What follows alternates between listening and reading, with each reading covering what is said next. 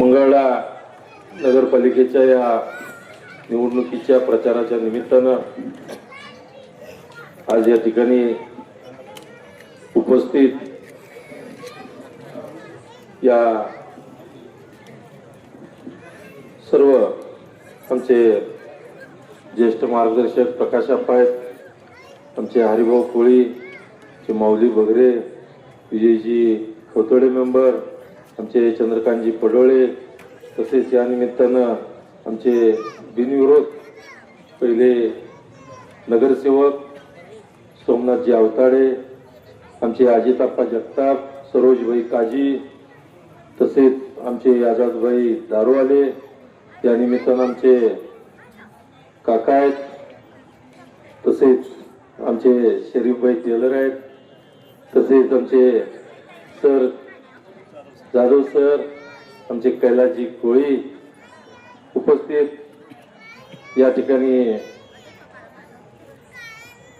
आपल्या भारतीय जनता पार्टी आणि राष्ट्रवादी काँग्रेस पार्टी अजितदादा गट या महायुतीचे अधिकृत नगराध्यक्ष पदाचे उमेदवार सौ सुजाता उर्फ सुप्रियाताई अजित जगताप, तसेच प्रभाग क्रमांक 9च्या आपल्या उमेदवार आमच्या आजादबाईंच्या मिसेस तरुण आजाद दारूवाले, आमचे सहकारी पांडुरंगजी शिवाजी नायकोडी, तसेच प्रभाग क्रमांक 10चे प्रवीण विजयजी खोतोडे, गुलनाथ हजरत पाशा काजी, आणि या निमित्तानं आमचे इम्रानभाई, सर्व उपस्थित वकील साहेब आहेत आमचे शिवानंदजी पाटील, लक्ष्मणतात्या जगताप, सर्व मान्यवर, जे कुणाचं तर नाव विसरून राहिलं, सर्व मान्यवर,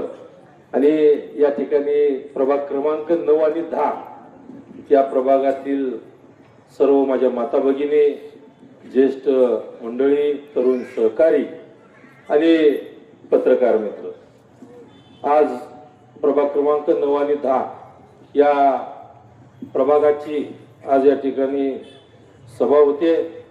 आणि सभेच्या निमित्तानं प्रथम आम्ही आल्या गैवी साहेबांचं दर्शन घेतलं, आणि गैवी साहेबांचं दर्शन घेतल्यानंतर आम्हाला वाटलं पहिला नारळ पाळणा फुटला, पण पहिला फुटला ते फुटला, दुसरा सुद्धा नारळ पाळणा फुटला. त्यामुळे गैवी साहेबांनी आल्याच आपल्या सगळ्यांना या निमित्तानं आशीर्वाद दिलाय. प्रभाग क्रमांक 9 आणि प्रभाग क्रमांक 10 दोन्हीचे नारळ ते पाळणा फोडून आपल्याला आशीर्वाद दिला, आणि शुभ शकून आज आपल्याला या निमित्तानं चालू झाला. आता आज या निमित्तानं मी एवढंच आपल्याला सगळ्यांना सांगू इच्छितो की बऱ्याच वक्त्यांनी कामाच्या विषयी सगळं सांगितलं, बऱ्याच वक्त्यांनी सांगितलं की त्यांच्या सभा होतात, पण सभेमध्ये सांगणार काय, सभेमध्ये टीका करण्याशिवाय दुसरा काय आता त्यांना पर्याय नाही. ती काय म्हणू शकत नाहीत आम्ही या शहराचा असं विकास करतो, किंवा या शहराची ब्ल्यूप्रिंट त्यांच्याकडे काय असेल की शहराच्या विकासामध्ये काय भर पाडणार आहे. बरं ठीक आहे, ब्ल्यूप्रिंट दिली मी, म्हणजे मी जर म्हणलं नाही उद्या एक 50 विमान घेतो इथं मंगळवार आणून ठेवतो, पटतंय? ही असा जर ब्ल्यूप्रिंट त्यांनी जर देत असतील, त्या ब्ल्यूप्रिंट जरी त्यांनी केला तर निधी कोण देणार त्यांना? निधी कुठून आणणार? याही गोष्टी बघायला पाहिजेत. आज निधी आणत असताना मी सत्तेतल्या पक्षाचा आमदार आहे, आणि माझ्या माग आदरणीय देवेंद्रजी फडणवीस साहेब आहेत, या राज्याचे उपमुख्यमंत्री अजितदादा आहेत, आणि या राज्याचे दुसरे उपमुख्यमंत्री एकनाथजी शिंदे साहेब आहेत. एवढं असून सुद्धा एका निधी आणायला आज अल्पसंख्याकाचा इथं 75 लाख रुपयाचा निधी हा आणायला मला जवळजवळ 20 हेलपाट घालावं लागलं. मी सत्तेतला आमदार आहे, पण 20 हेलपाट घातल्या सुद्धा मी काय तिथं थांबलो नाही, तरी सुद्धा मी निधी आणला. आता यांना मंत्रालयात जायचं म्हणलं तर जाणार कसं? 2च्या नंतर पास काढून जाणार. मग ती मंत्री भेटणार कधी? ती मंत्री भेटल्यानंतर यांची ओळख निघणार, आणि ती निधी देणार किती? या सगळ्या गोष्टी आहेत. मग या सगळ्या गोष्टी जर त्यांना समजत असतील, जसं अजितआप्पा म्हणलं, ही निवडणूक लावायचीच गरज नव्हती. खोटा नाटा प्रचार करायचा. मला आपल्या सगळ्या सहकार्यांना सुद्धा विनंती करायची आहे की कुठलंही त्या ठिकाणी आपल्याकडून जे विरोधात भांडणाचं काय मूळ काढू नका. आता तेवढंच राहिलंय. परंतु तिकडून जरी आलं तर मग ज्या गावच्या बुरी त्याच गावच्या बाबळी. आपण चूक करायची नाही. अरे म्हणलं तर आपण का रे म्हणायचं नाही. काय करायचं? डायरेक्ट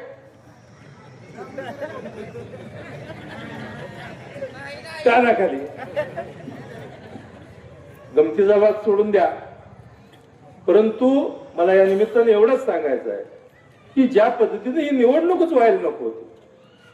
ही निवडणूक होत असताना विरोधाला विरोध करायचा आणि विरोधाला त्या ज्यावेळेला चढ लागला त्यावेळेला ती आपली जायती, ती आमची जायती.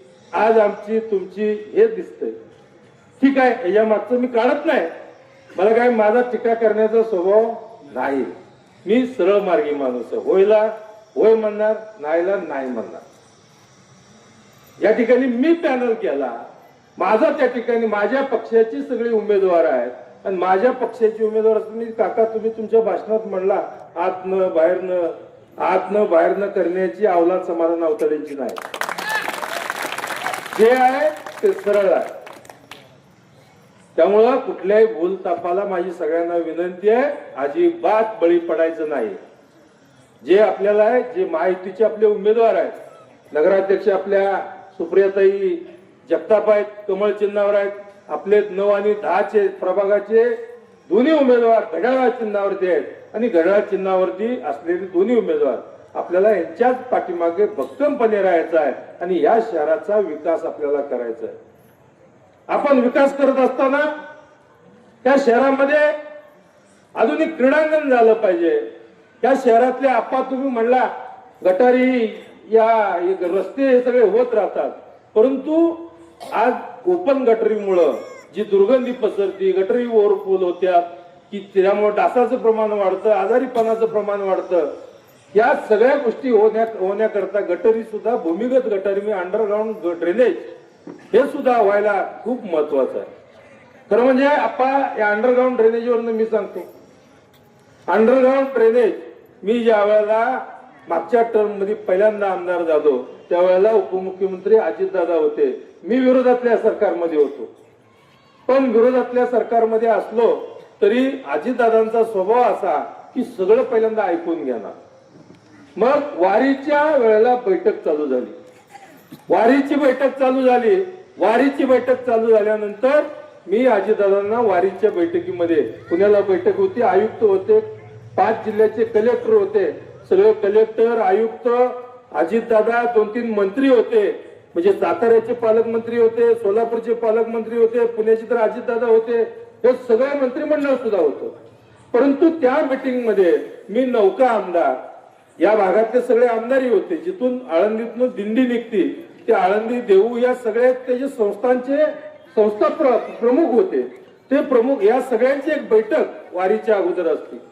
परंतु वारीच्या अगोदर बैठक असल्यानंतर मी सांगितलं गेलं, दादा परिस्थिती अशी आहे की आषाढी वारी जर झाली किंवा कार्तिकी वारी झाली तर पंढरपूर शहर तर आजारी पडतं, परंतु भीमा नदीवर असणाऱ्या सगळ्या जेवढी पाणी पेतेत ते सगळे शहर, सगळ्या उपसा सिंचन ज्या योजना आहेत ते सगळे जण आपल्याला आठवत आहे का बघा. वारी झाली का दवाखाना थंड ताप सगळं फुल होतं. बरोबर आहे का चुकीचं आहे? काय कारण त्याचं? पाणी दूषित होते. आपण मी अजितदादांच्या हे लक्षात आणून दिलं. अजितदादांनी त्या मीटिंग मध्ये मला 1 तास मला बोलायची संधी दिली.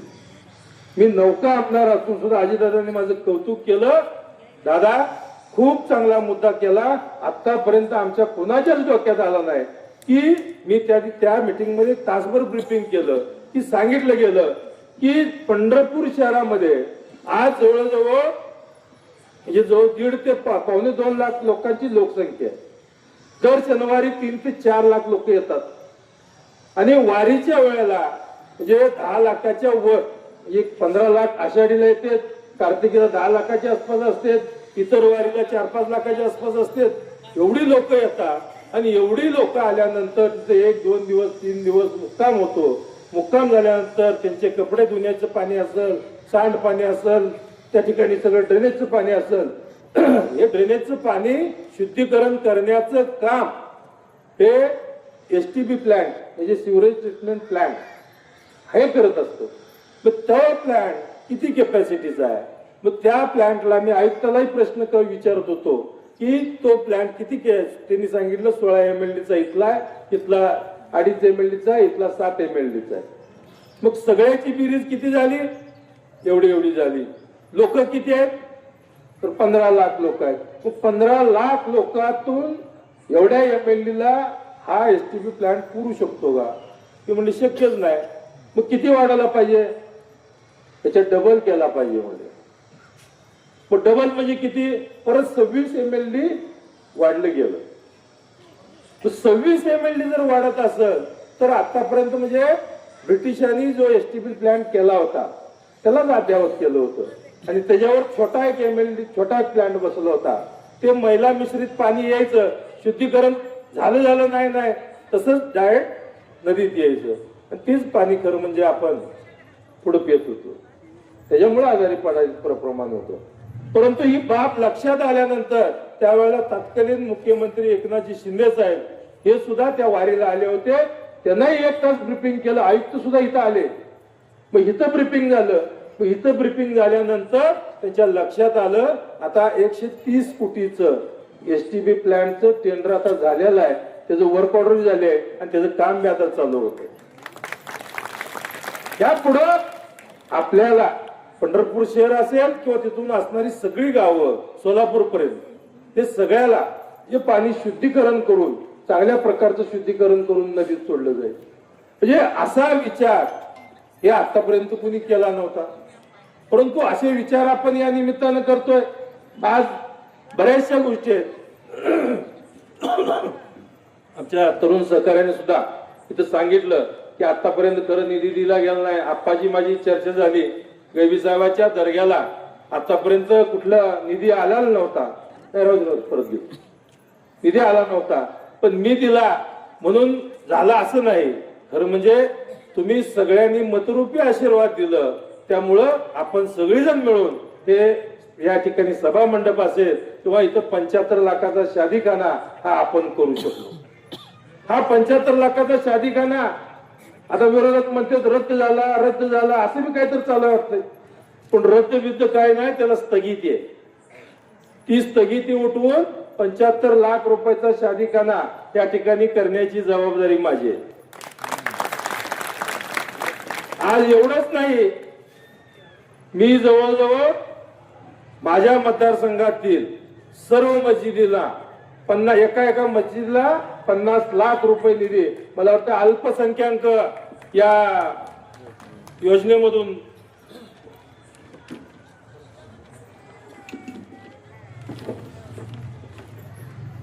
कुठली योजना ही? अल्पसंख्याक धर्मक्षेत्र विकास निधी. ह्याच्यातून मला वाटतंय आपण 50 मस्जिदींना कागद एवढे निधी, आता कुठला निधी कुठे सापडायची आहे. अल्पसंख्याक धर्मक्षेत्र व परिसर विकास आराखडा, त्यामध्ये गैबी साहेब दर्गा शहरातील प्रत्येक मस्जिदीत एकूण जवळजवळ 5 कोटीचा निधीचा प्रस्ताव आपण त्या ठिकाणी शासनाकडे सादर केलाय. प्रत्येक मस्जिदीला 50-50 लाख रुपये देण्याचं सुद्धा अल्पसंख्याक या विकास आराखड्यातून आपण करतोय. आज आपण बघतोय डॉक्टर बाबासाहेब आंबेडकर यांच्या नवीन पुतळ्याला सुद्धा परिसराला सुशोभीकरण करण्यासाठी 35 लाख रुपये आपण या निमित्तानं दिलेले आहेत. तसेच आपण शहरामध्ये आता पंतप्रधानांनी रमाई आवास योजनेमधून बरीचशी घरकुल आपल्याला झालीत का नाही? गल्ली बोळातनं शहरातनं सगळीकडे दिसतेत का नाही? मग ही पंतप्रधानांनी रमाई आवास घरकुल योजनेतून ही जी घरं आहेत ही दिली कुणी? ही दिली या देशाचे पंतप्रधान नरेंद्रजी मोदी आणि देवाभावांच्या नेतृत्वाखाली असणाऱ्या सरकारनं आपल्याला ही घरं सगळी दिलेली आहेत। लाडक्या बहीण योजनेमध्ये कुठं जात धर्म पंथ बघितला? लाडक्या बहिणीचे पैसे मिळतात का नाही? 1,500 रुपये। मग हे दिले कुणी?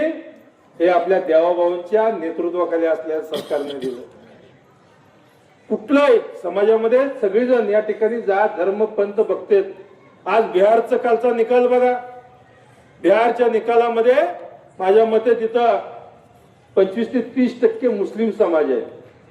पण एवढा मोठ्या प्रमाणात मुस्लिम समाज असून सुद्धा आतापर्यंत इतिहासात कुठल्याच पार्टीला एवढा विजय मिळाला नाही। एवढी त्या ठिकाणी आमदार निवडून सर्व म्हणजे मुस्लिम समाज सुद्धा ताकदीनं पाठीमागे राहून भारतीय जनता पार्टीच्या सरकारला तिथल्या त्यांच्या युतीतल्या सरकारना याचा पाठिंबा देऊन सगळ्यांना त्या ठिकाणी निवडून आणण्याचं काम केलं। जात धर्म पंथ याच्यापेक्षा सुद्धा पलीकड या निमित्तानं आपण काम करतोय, आपण बघतोय। मला वाटतं बाकीचं काय असायचं ते असू द्या, पण मंगळवेढ्यामध्ये आतापर्यंत असलं कुठलाही जातीचा रंग जात पात हे आपण कधी बघितलं नाही।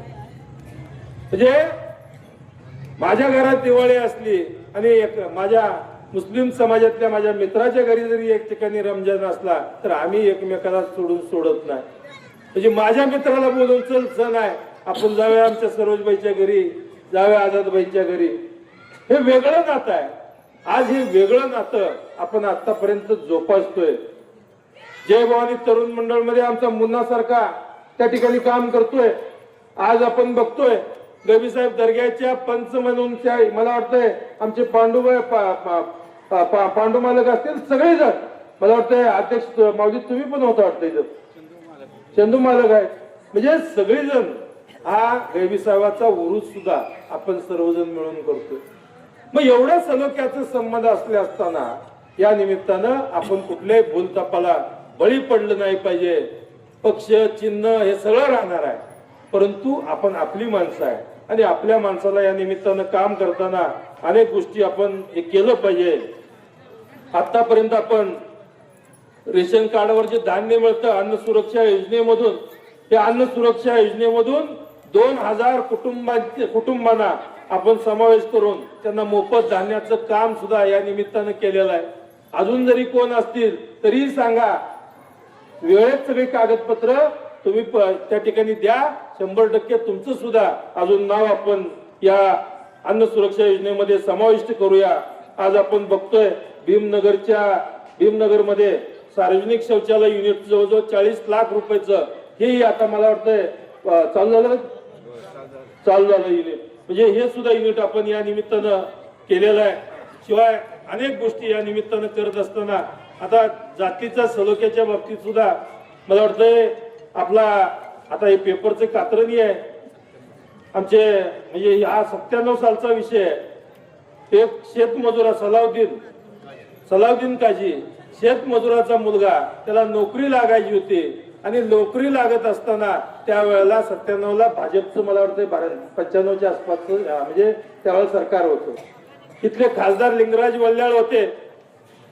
मग सलाउद्दीनचे वडील हे आणि सलाउद्दीन आमच्या गजानन रत्नपारख म्हणजे पप्पांच्याकडे गेले आणि पप्पांच्याकडे गेले असताना तिथं ऑफिस मला वाटतं काजी गल्लीला आपल्या गावाच्या तिथं गावाकडे तिथंच ऑफिस होतं। पण तिथं ती गेल्यानंतर आहे का सलाउद्दीन ते आलाय का?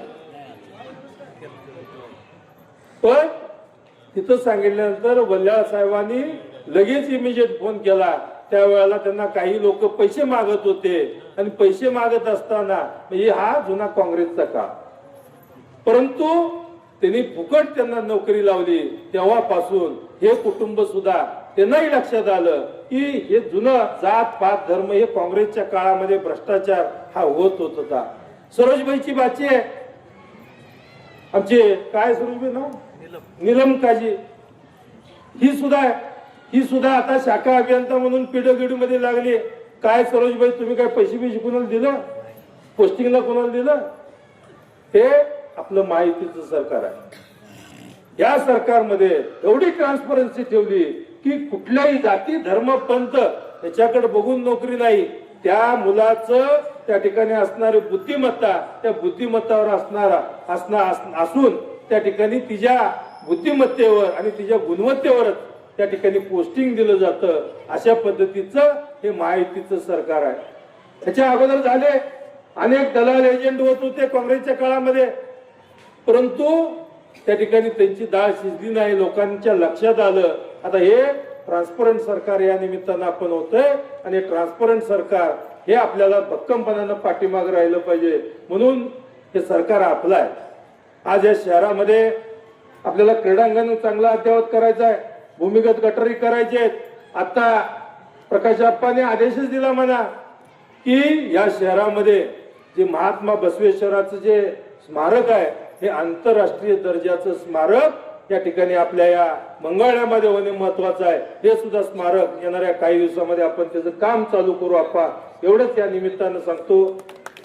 चोखोबा स्मारकाचं सुद्धा त्या ठिकाणी आता चोखोबा स्मारक छोटं केलं होतं, पण आपल्याला त्यामध्ये सगळ्यात मोठं संत सृष्टी करून चोखोबा स्मारक सुद्धा एक चांगलं मोठ्या प्रमाणात करून त्यामध्ये संतसृष्टी निर्माण करण्याचं काम आपण करू.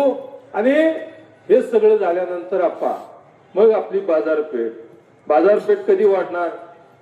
लोक इथं जास्त आली का मग बाजारपेठ वाढणार. मग बाहेरून लोक कधी येणार? ही स्मारक आणि त्या ठिकाणी चोखोबाचं स्मारक हे दोन्ही स्मारक झाल्या मला नक्की खात्री आहे आप्पा की या शहराचा विकास आणि या शहराची अर्थव्यवस्था ही आजच्या अर्थव्यवस्थेपेक्षा 10 पटीनं वाढेल आणि इथल्या युवकांना सुद्धा रोजगार निर्माण होईल आणि त्यांच्याही हाताला काम लागेल. अशा पद्धतीचं काम आपण या निमित्तानं करतोय. बचत गटाच्या मार्फत सुद्धा मोठ्या प्रमाणात अर्थसहाय्य देण्याचं काम हे सरकार करतंय. म्हणजे लाडक्या बहिणीवर तर आज सरकार काही करायला तयार आहे. बचत गटाच्या माध्यमातून असो, उद्योगाच्या माध्यमातून असो, अनेक योजना अशा आहेत. महिलांच्यासाठी तर एसटीला जायचं असेल तर अर्ध तिकीट, म्हणजे शिक्षण मुलींना घ्यायचं आहे तर शिक्षण फ्री. तर एवढं सरकार आपल्या जर या माझ्या बहिणींच्या पाठीमागे असेल तर या बहिणींनी सुद्धा भावाच्या पाठीमागे खंबीरपणे राहिलं पाहिजे, एवढीच आपल्या सगळ्यांना या निमित्तानं विनंती करतो. आणि आज बरंच बोलायचं आहे, पण बोलत असताना सुद्धा पाण्याचा सगळ्यात मोठा विषय आहे की या शहराला खरं म्हणजे पाणी 2-4 दिवसाला एकदा येत होतं, पण आता 2 दिवसाला आता रोज येणार पाणी. कारण आता आपण 2 टाक्या 4.5 कोटीच्या 2 टाक्या आपण नवीन बांधलेल्या आहेत आणि दुहेरी पाईपलाईन 2 कोटीची आपण केलेली आहे. त्यामुळं या शहरामध्ये रोजच्या रोज पाणी हे येणार हेही खात्रीने आपल्याला या निमित्तानं सांगतो. कारण पाणी आता काय पुरुष मंडळी आमची भरत नाहीत, पाणी भरायचं काम आपलं इकडचं आमच्या माता भगिनीच आहे. त्यामुळे तुमचा ताप हा म्हणजे 1 दिवसात एक भरायचा तो रोजच्या रोज थोडं जरी भरलं तर तो ताप तुमचा कमी होणार आहे आणि रोज पाणी आपल्याला फ्रेश येणार आहे, स्वच्छ आणि पिण्याचं पाणी या निमित्तानं येणार आहे. शिवाय अनेक या योजना करत असताना मी आपल्याला एवढंच सांगू इच्छितो की अनेक विकास कामं आपल्या शहरामध्ये करायचं आहे. परवाच आप्पा अनेक किस्से आहेत असे, एक जर सांगत बसलं तर अजून 2 तास बोललं तरी कमी पडल. मी आठवडा बाजारातनं मला एका भगिनीचा फोन आला की दादा पाऊस पडलाय, गुडघे एवढं पाणी आहे आणि माझ्या ह्याला कुठं गिरायकी नाही, मला जागा पुढून मिळणार. एवढं जागा कुठं तर असेल. मी नगरपालिकेने फोन केला, नाही म्हणले दादा तिथं पुढं फोन केलाय परंतु तिथं जागाच नाही, जिथं मोकळा आहे. आता कोण तर आपल्यासारखं जवळच असतंय, तिने आपलं हे नाही आम्ही जवळच आहे लांबच आहे कुठं तर अधिकाऱ्याला धरून त्यांनी पुढे जागा घेतल्या त्या. पण जिथं मागं पाणी साठलं तिथल्या व्यापाऱ्याचा किंवा तिथल्या लोकांचा तिथल्या भगिनीचा धंदाच होत नव्हता. कारण गिरायकच तिकडे पाण्यात कशाला जातं गिरायक आणि कट्ट्यावरून तर जाऊ शकत नव्हतं. मग ती काय ऐकायला तयार नाही. मला लक्षात आलं काहीतरी सिरियस विषय आहे. मग मी तसंच उठलो आणि नीट आठवडा बाजारात गेलो. जेव्हा मी परिस्थिती बघितली मी आलो म्हणलं का सगळी नगरपालिका पळत आली. नगरपालिका आल्या मी लगेच सांगितलं की सगळं त्या शिवप्रेमी चौकात पाणी गच्च भरलं होतं आणि खाली पाणी जायला जागा नाही. लगेच पंप आणला सगळं पाणी म्हणजे जवळजवळ अर्ध्या पाऊण तासात हे सगळं पाणी क्लिअर केलं आणि सगळं पाणी क्लिअर केल्यानंतर मुरुम टाकायला, कारण बाजार भरला होता, बाजाराचा दिवस होता, आत माणसाचा सगळा चिखल झालता. मला ती अवस्था आपल्या, कारण बाजार करायला आपण बी जातोय आणि विकायलाही माणसं आपलीच आहेत, दोघांचीही आपदा. माळवं तिथं फ्रेश येत नाही, चिखलात माळवं घ्यायचं हे मला काय पटना. मग मी लगेच त्या ठिकाणी सीओला सांगितलं, 45 लाख रुपये देऊन तिथं सगळं कॉन्क्रीट करून घेतलं आणि 45 लाख रुपये देऊन कॉन्क्रीट करून घेतलं. आणि तिथल्या लोकांनी मला सांगितलं की माझ्या माता भगिनींनी सांगितलं, दादा आम्ही बोलाव कसं काय कळत नाही. मी म्हणलं तुम्ही माझ्या भगिनी आहेत, मला बिंदास बोला. दादा इथं या ठिकाणी जायचं म्हणलं तर टॉयलेटला सुद्धा इथं व्यवस्था नाही, युरिन करायचं म्हणजे लघवीची सुद्धा व्यवस्था नाही, ही काहीतरी व्यवस्था केली पाहिजे. लगेच आपण 40 लाख रुपये त्या ठिकाणी दिलेले आहेत. मला वाटतंय आता 70 लाख केलं. 70 लाख रुपये आपण देऊन तिथं शौचालयाचं युनिट त्या आठवडा बाजाराच्या पाठीमागे आपण त्या निमित्तानं आपण उभा करतोय. तर पैशाची आपल्याला काही कमतरता नाही, फक्त ज्या अडचणी आहेत त्या अडचणी आपल्याला लवकरात लवकर जर सांगितल्या तर या सगळ्या अडचणी आपण 100% दूर करू. असे अनेक प्रसंग आहेत जिथं जिथं आपण जाऊ. काल आपण ह्याला गेलो होतो, उन्हाळ्या वस्तीवर गेलो होतो. उन्हाळ्या वस्तीवर गेल्या गेल्या तिथंच फोन केला, त्यांनी सांगितलं दादा डीपी नाही. म्हणलं ठीक आहे, डीपी दिला. आज बसला का डीपी? उद्या बसणार आहे. रोज उद्या उद्या करते काय, तर आज बसायचं, आज आपली तारीख होती. त्याला बघा नाही तर उद्या मला फोन लावून देतो. 65चा 100 डीपी करायचं तर तू आता उद्या नाही बसला तर मला सांगा. त्यांनी सांगितलं दादा आपला इकडेच्या माळ्यापासून रस्ता जात नाही का, तो जुना हाजापूर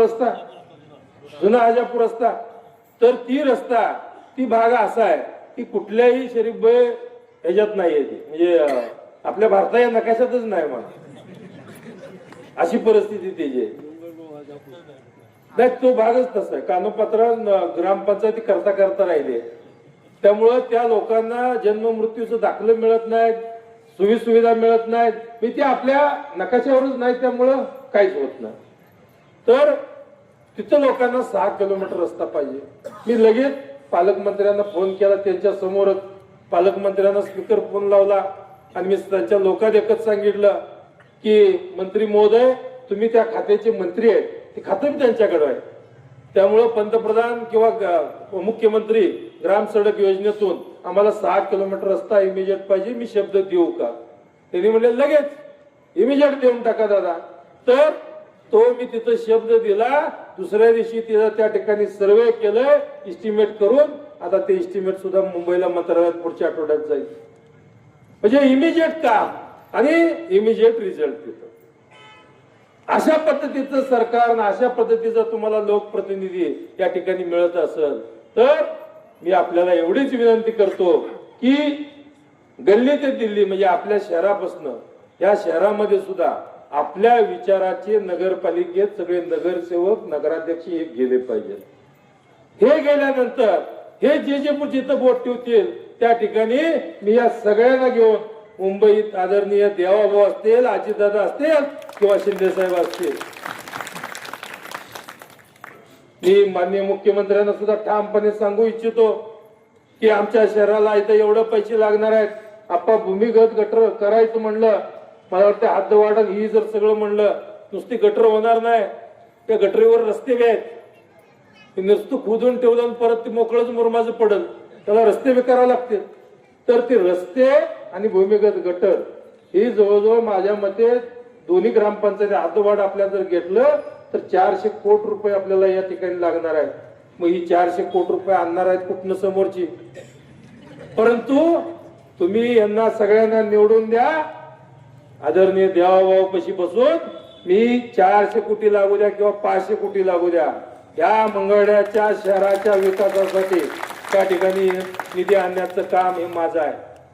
मी आपल्याला एवढीच विनंती करतो की प्रभाग आणि 9 आणि 10 मध्ये आपले नगरसेवकाला दोन्ही उमेदवार आहेत हे घड्याळाच्या चिन्हावर आहेत आणि एक चिन्ह आपल्याला म्हणजे आपलं सुप्रिया अजित जगताप यांचं चिन्ह आहे कमळ, एक चिन्ह आहे आपलं कमळ. म्हणजे 2 घड्याळ तुमच्या मशीन मध्ये, 2 घड्याळ आणि 1 कमळ, या 3 चिन्ह समोर येईल. आपण सर्वांनी बटन दाबून आपल्या शहराचा विकास, आपल्या सर्वांगीण विकास, कारण समोरची काही करणार नाहीत, नुसतं भूल तपा मारणार आहेत, आपल्याला वगैरे सांगतील. 2 आणि 1 आहे. 9 नंबरला 2 मशीन येणार. 9 नंबर प्रभागामध्ये 2 मशीन आणि 1 नंबर 10 नंबर प्रभागामध्ये 1च मशीन येणार आहे. त्यामुळं व्यवस्थित बघून सगळ्यांना ट्रायल वगैरे द्या. आणि आपा तुमचं बोलणं चालू असतंय, गुढी गुलाबीने घेऊ, काय काय काय काय बोलती ती एक आणि करती ती एक. तुम्हाला जरा अनुभव कमी आहे, आम्हाला अनुभव आहे त्यांचा. त्यामुळं भूल तपाला कुठल्या बळी पडायचं नाही. आपलं आपलं 2 घड्याळ 1 कमळ, हे कमळ आणि 2 घड्याळ हे येणाऱ्या 2 तारखेला. आता निवडणूक पुढे लांबते का माहित नाही अजून, पण आता तरी आपल्याला 2 तारीखच म्हणायची आहे. येणाऱ्या 2 तारखेला आपण या तिन्ही चिन्ह समोरील बटन दाबून भरघोस मताने निवडून द्यावं, एवढीच आपल्या सगळ्यांना विनंती करतो आणि थांबतो. जय हिंद, जय महाराष्ट्र.